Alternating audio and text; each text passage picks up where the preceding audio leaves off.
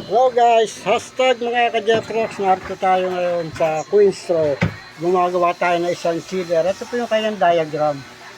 Ayan, okay naman po, umiinit na yung kanyang condenser.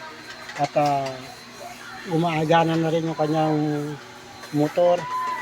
Tapos yung kanyang heater, okay na rin po.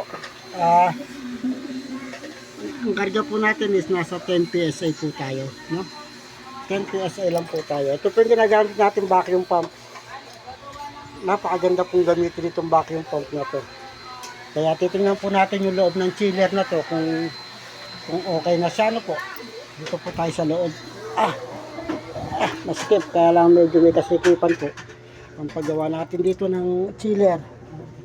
Ayan. Gumagana naman po yung kanyang blower. At higit sa lahat, ayan, nagmo-moist na siya. Oh. Ayan, nakikita nyo. Oh.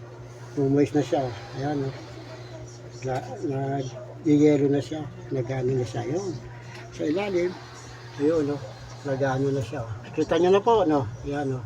Ayan po yung katibayan na siya ay nag-chill na siya. Chiller. Sa ilalim po. Ayun. Ayan. Sa gilid. Okay. Dito. Okay na rin po. Ito po ay chiller po. Chiller lang po ito. Okay, nasa na sa thermostat niya, nasa number 5 lang po tayo. Okay, lagay po natin sa 7 para medyo maganda. 6. Ayan, nasa 6 tayo. Okay.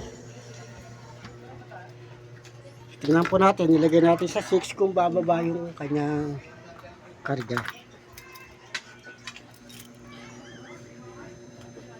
Ayan. May steel brush tayo.